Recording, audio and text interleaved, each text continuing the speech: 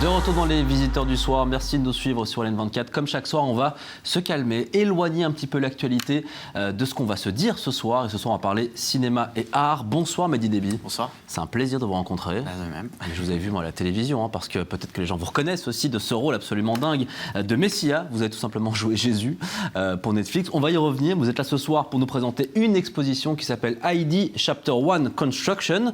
C'est à partir de ce... Oui, mon accent est pas mal, je vous ai vu rire. Ça commence ce jeudi à la galerie Cloud 7. On va y revenir, mais commençons quand même sur Netflix, parce qu'évidemment, ça fait toujours un petit peu chaud au cœur de voir un Belge en premier rôle pour cette série Messia, une série qui raconte l'histoire donc d'un prophète qui apparaît soudainement au Moyen-Orient et finit par être poursuivi à travers le monde par la CIA. Rien que ça. On regarde un bout la bande-annonce et on en parle juste après. C'est de lui. Il guide des gens désespérés. Alors c'est une secte? On ne sait pas avec qui il est allié.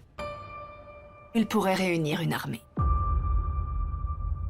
Il pourrait bien les conduire à leur mort.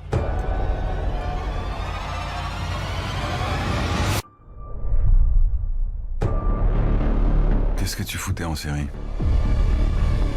Je suis allé délivrer un message. Un message de qui? De mon père. Ah ouais, qui est ton père? Série absolument dingue avec, je le dis, un Belge, un Liégeois en premier rôle, il faut le fêter quand même. Comment vous êtes arrivé à ce rôle? Comment c'est arrivé ça? Franchement, je sais pas, c'est pas en une... C'est-à-dire que j'ai toujours voulu travailler aux États-Unis et c'est vraiment pas du jour au lendemain. Non, vous avez une sacrée carrière déjà. Voilà, donc en fait, ça a été beaucoup d'auditions pendant plusieurs années et puis je pense que les rôles qui nous appartiennent avant même qu'on s'en rende compte. Oui, d'ailleurs, pour vous, ça a du sens parce que votre première prestation théâtrale, on va rester très calme parce qu'évidemment, c'était à l'école quand vous étiez jeune ou plutôt à l'église. Ouais. Vous jouiez déjà Jésus à 3-4 ans, c'est ça? Oui, c'est ça. En fait, tous les jeudis, on allait à l'église avec l'école et on jouait des scènes de la Bible. Et donc, j'étais assigné le rôle de Jésus. Voilà, Et ça fait quoi de jouer Jésus? Question un peu idiote, mais... à 3 ans ou à 33? Non, là, plutôt maintenant à 33. En plus, d'ailleurs. Ouais. À 33, moi, j'ai pas vraiment... Enfin, si, c'est Jésus, mais j'ai pas vraiment joué Jésus. J'ai plutôt joué... un prophète. J'ai plutôt joué quelqu'un qui a un message et qui a des choses à dire. Et qui est habité par un mouvement intérieur et qui ne bouge que quand ce mouvement intérieur-là l'appelle. Donc quelqu'un de connecté et d'aligné. C'est plutôt ça que j'ai essayé de... Parce que jouer Jésus, jouer un prophète, c'est tellement énorme. Enfin, l'idée est tellement... Une pression aussi, j'imagine, quand même. Énorme. Ouais, énorme. Au-delà du rôle, c'est aussi l'équipe, c'est aussi se retrouver à Washington devant le Capitole, en fait. De voir tout totalement vide, enfin je veux dire qui était vidé pour vous, pour la scène. Et puis avec des figurants, des centaines de figurants qui vous regardent et vous êtes censé marcher, faire un pas et marcher sur l'eau.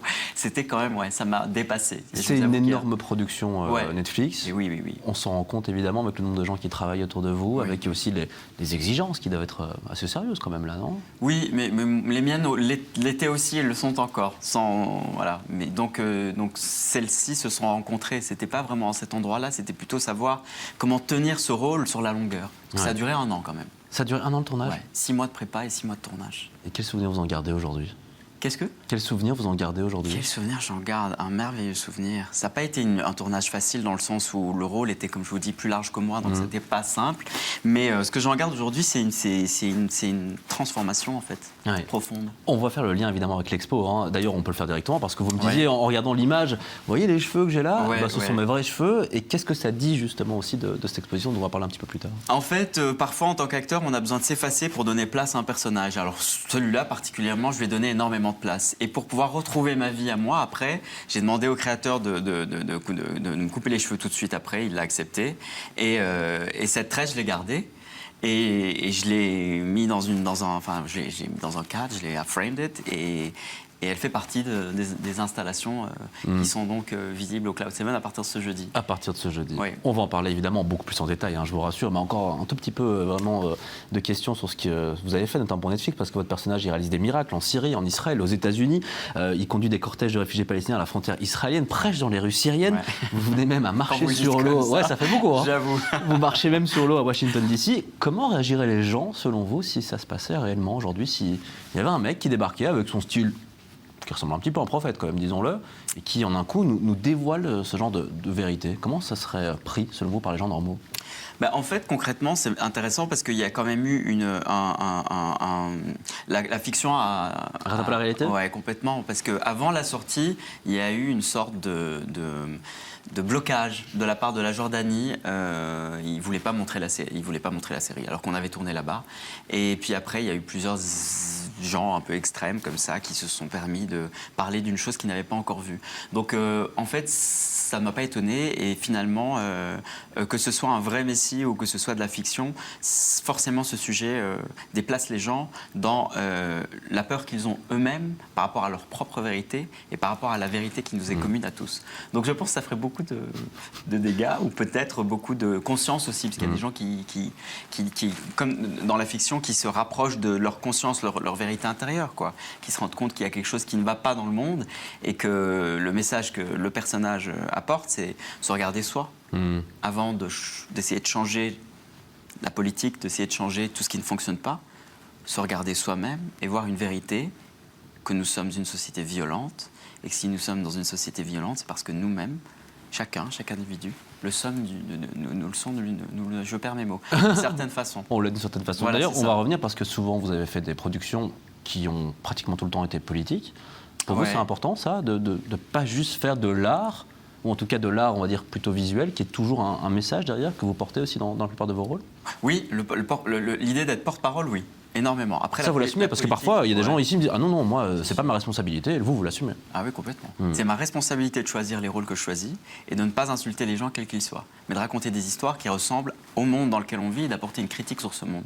Mais sans aller dans des histoires qui insultent ou qui amènent plus de violence ou plus de complications au public. Mais par contre, la politique, je crois pas que ça m'intéresse, je ne crois pas qu'elle soit liée. Je pense que les artistes sont déplacés et doivent rester en dehors de la politique. Je ne pense pas que les deux devraient... Et si Netflix vous avait proposé un rôle de super-héros, par exemple, vous auriez dit oui? Bah oui. On est d'accord quand même, parce Bah oui. qu'il y a l'engagement, mais derrière, il y a aussi, ça reste, faut s'amuser, s'amuser, on est d'accord là-dessus. Un dernier mot sur cet aspect-là de votre carrière. Votre vie, elle a changé depuis cette production Netflix? Oui, mais c'est pas lié juste à Messiah, c'est lié à des choix de vie que moi j'ai fait. En fait, on a tous un parcours un peu, enfin qu'on croit ou pas, mais spirituel et à la fois professionnel et à la fois tout est un peu mélangé en fait. Et on sent bien que les étapes, quelles qu'elles soient dans nos vies, nous amènent à une autre compréhension de nous-mêmes et donc à un autre endroit, un autre plateau, Donc forcément, ce rôle-là m'a amené ailleurs. Ouais, parce que le cinéma, ça a commencé très tôt, hein, pour vous aussi. Alors, Ouais. non pas à 3-4 ans sur la scène, évidemment, vous jouez déjà Jésus à l'époque, non, mais vous êtes né à Liège, vous décrochez votre premier rôle au cinéma à 16 ans dans Le Soleil assassiné, ce qui vous vaut un premier rôle, ce qui vous vaut une nomination au meilleur acteur belge au prix Joseph Plateau, l'ancêtre des Magritte. Tout à fait. À ce moment-là, on se dit, le chemin, il est quand même tracé, j'ai envie de faire du cinéma et j'y crois, ou est-ce qu'il y a quand même toujours, en tant que jeune acteur, se dire, est-ce que je vais y arriver ou pas? Non, moi, j'ai eu aucun doute sur le fait de savoir que c'était ce terrain d'expression-là qui était le mien. Après, comment faire, comment le faire, il ne faut pas se poser 10 000 milliards de questions. Il faut croire en ce qui se joue et ce qui va se... Mais voilà, j'ai suivi mon chemin, en fait. Je pense que c'est ça. J'avais des rêves tout petits, même avant les 16 ans. Depuis tout petit, j'ai toujours eu ces rêves, en fait. Donc, j'ai tout simplement suivi d'une année à l'autre, d'un projet à l'autre, d'un endroit à l'autre. Ouais, vous avez l'air très bien dans vos bottes. Je trouve. Ouais, Franchement, vous avez l'air tranquille, vous avez une chouette vie. Là, on va parler de votre expo en quelques secondes. Ouais, Tout ça se va, passe bien quoi. pour vous, là, Ouais, en vérité.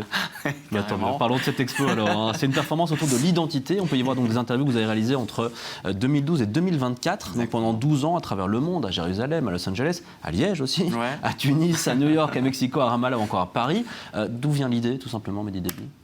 En fait, moi, on me posait beaucoup de questions. En fait, je me suis trouvé dans les douanes ou dans les aéroports ou quand je prenais le Thalys de Liège à Paris, à être arrêté très souvent par les flics. Quoi, pour votre visage, c'est ça? Ouais, j'imagine. Hein. Bah, j'imagine aussi, honnêtement. C'est ça. dis-moi. Donc, et en fait, ça a duré longtemps. Toute ma vingtaine, ça a été ça. Et comme c'est l'âge où on cherche à se construire, à comprendre qui on est, je ne comprenais pas pourquoi il y avait à ce point une différence entre moi, ce que je savais de moi-même et qui j'étais, et ce que le monde me renvoyait, qui était à chaque fois « Ah, stop, stop, stop, stop ». Et donc ce stop m'a amené à justement bouger et à aller partout pour pouvoir comprendre ce que c'était l'identité, quoi. Et finalement, ça a commencé à Jérusalem et en terre brûlante de... Bien dit. Voilà, parce que justement, là-bas, il y a des checkpoints partout, il y a des questions partout. Pourquoi on est là? Combien de temps on reste? Qui a fait votre valise? Ouais, qui a fait Notamment. votre valise, exactement. Comment elle a été faite? Qu'est-ce qu'il y a dedans? Donc voilà, toutes ces questions-là, au début, c'était des questions toutes basiques, hein, des questions, Et de ce questionnaire a grandi d'une année à l'autre. Et finalement, là, j'ai 200 questions sur l'identité qui ne résument en rien l'identité, mais qui j'allais sont vous demander, un hein. terrain d'exploration et de recherche. Quel est un petit peu le lien entre les différentes identités de ces gens, entre Jérusalem, Los Angeles, Mexico, Ramallah? Est-ce que vous avez trouvé une sorte de fil rouge entre tous ces témoignages? C'est ça qui est beau, en fait, c'est que l'humain est humain, hein, et que finalement, même dans le conflit, l'humain est humain, même dans la guerre, l'humain est humain, et que où qu'on aille, finalement, on a tous les mêmes enjeux. Que les cultures sont peut-être différentes, mais qu'il y a quelque chose de commun dans la recherche de qui on est. Et encore plus aujourd'hui, j'ai l'impression que c'est vraiment quelque chose qui est très annoncé et très fort. Les gens ont besoin de connaître et de comprendre mieux qui ils sont, parce qu'on voit bien que tout autour se délite et tombe un peu en... Et la question de l'identité, elle est aussi au centre parfois des préoccupations politiques. Oui, c'est vrai. On n'en parlera pas ce soir, c'est toujours une vrai. promesse qu'on fait, que nous on reste vraiment sur la culture Ouais. en tant que telle. Si je vous demande le témoignage qui vous a le plus marqué, c'était qui, c'était où, c'était quand? De témoignages quoi, politiques? Non, notamment des gens que vous avez pu interroger un petit peu De partout ces sur interviews. l'identité là. Ah, c'est super, vous me posiez cette question. Ouais. Est-ce qu'il y en a un que vous rappelez particulièrement? Bah écoutez, quand j'ai demandé à Inès, par exemple, qui est de Tunis, quand je lui ai demandé c'est où chez toi, et qu'elle a répondu mon cœur, et qu'elle a commencé à pleurer en me disant que quand elle s'éloignait de son cœur, elle s'éloignait de chez elle. Je pense que ça résume un peu. C'était quoi le genre de questions que vous posiez justement, au-delà de celle-là? Euh, Quand vous rencontrez quelqu'un pour découvrir un petit peu son identité ou la révéler, ça marchait comment? Vous avez besoin d'instaurer un lien de confiance? C'était au Ouais. café? On discute pendant des heures? c'est une C'était bonne comment, question ça aussi, ça. Je suis content que vous la posiez. En fait, je suis parti du cercle intime pour ce premier chapitre, parce que c'est un premier chapitre. Hein. Chapter 1, je l'ai Voilà, vu. exactement. Et forcément, je partais des gens que je connaissais ou des gens ou d'amis de mes amis. Donc en fait, tout est vraiment très intérieur. Et ça s'est fait, par exemple, Inès, c'est mon amie comédienne Hala Amran qui jouait à Tunis. Et comme j'allais à Tunis, je lui dis mais tu connais pas quelqu'un qui... Et c'est comme ça que ça s'est fait. Et ça a été une rencontre absolument, humainement extraordinaire, Inès, par exemple. Donc c'est devenu une amie, finalement. Et pour les questions, la question 1, c'est qui es-tu? Et la question 200, c'est quel est ton état d'esprit actuel? Ah ouais, parce que le qui es-tu, c'est pas facile. Hein. Moi, vous me Non. posez la question, j'aurais du mal à répondre. Hein. On fera peut-être l'interview un de ces quatre. Ouais, peut-être un de ces quatre. Ouais. Peut-être pas ici comme ça, évidemment. Juste très concrètement, ça s'ouvre donc jeudi cette exposition, Oui. donc après-demain, du côté de Cloud 7 à Bruxelles. Oui.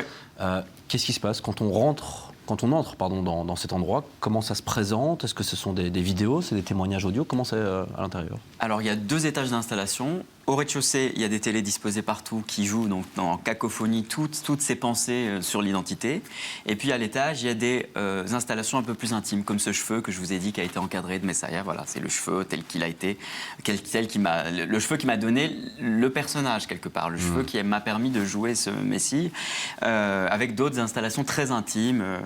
Et puis après, il y a des performances dans le studio. Donc, une fois que les gens ont fait ce petit tour, ils sont invités à venir nous rejoindre dans le studio. Et là, il y a 2 performances, une de Pasolini, l'autre de Walt Whitman, avec Adrien Dana et Shamel Pitts, qui est un danseur qui nous vient de New York. Tiens. Donc, et Adrien est de Liège. Donc, vous voyez, de l'un à l'autre. Et On en revient toujours à ça. Hein, voilà, c'est ce ça. petit mélange-là. Ouais, c'est ça. Et ce projet, c'est ça, en fait. Et qu'est-ce que vous espérez comme réaction? Si moi je viens voir l'exposition, ou ceux qui nous regardent là dans la télévision, s'ils sortent, qu'est-ce que vous aimeriez que je vous dise pour que vous soyez content de cette expo? Déjà, ce que vous voulez, parce qu'une fois qu'on donne la chose, elle appartient aux gens. Il ne faut pas avoir de... Mais le but pour moi, c'est que les gens soient apaisés. Sur l'angoisse montante et le fascisme, Cette idée bruits de couloir. rassembler quand même, évidemment. Ouais, complètement. Ouais. Vous êtes retrouvé avec une réponse qui vous a déplu quand vous interrogez l'identité de quelqu'un? Pas du tout. Vous avez été comme dans un endroit parfois un petit peu compliqué aussi. Hein. Alors je ne vais pas dire Liège quand même, que ce soit Jérusalem ou Ramallah, évidemment, comme vous l'avez dit, terre brûlante, ce sont vos mots. Ouais. Il n'y a jamais un moment où vous vous êtes dit, ah, en fait, ça colle pas du tout à ce que j'ai envie de raconter? Non, mais c'est intéressant quand vous posez de bonnes questions, parce qu'en fait, ça, c'est ce que je veux faire dans les chapitres suivants. Je veux aller à la rencontre de gens avec lesquels je ne suis pas forcément d'accord, parce que là, ça part de mon cercle intime, donc forcément, je suis en cohésion avec mon cercle intime. Même si c'est des gens que je ne connais pas, c'est des amis d'amis, finalement, tout ce qu'on m'a apporté, là, c'était tellement beau, j'ai appris tellement de choses dans ces interviews. Mais les prochains chapitres, je souhaiterais justement aller à la rencontre de gens qui ne sont pas dans ma vie, qui sont bien même loin de la mienne, et de savoir le terrain commun qu'on a, parce que je suis sûr qu'il y en a un. Ouais, en tout cas, c'est tout ce qu'on vous souhaite, évidemment, de C'est poursuivre gentil. ce travail-là, à découvrir donc à partir de ce jeudi au Cloud 7 à Bruxelles. Ça s'appelle, dites-moi, vous allez Ouais, me je couper. voudrais juste inviter les gens à venir une demi-heure avant les performances pour avoir le temps de faire le tour des installations qui commencent à 18h30 et 20h. Donc si c'est 18h30 la performance, venez 18h. plutôt à 18h. Si c'est à 20h, venez plutôt à Et 19h30. toutes les infos, évidemment, retrouvées sur le net. ID Exactement. Chapter 1 Construction, c'est Super, signé merci. Mehdi Déby. Merci beaucoup, Mehdi. C'était un plaisir de vous recevoir. Moi En aussi. espérant aussi vous revoir au cinéma, dans les séries par la suite. Bah oui, On à mon espère. avis, moi, je n'ai pas trop d'inquiétude pour vous. Merci à vous de nous avoir suivis. Merci à Richard De Wulf, Marie-Jean Riès et Boris Nacker pour la préparation de cette émission. Prenez soin de vous. Rendez-vous demain, 21h, pour un nouvel épisode des Visiteurs du Soir.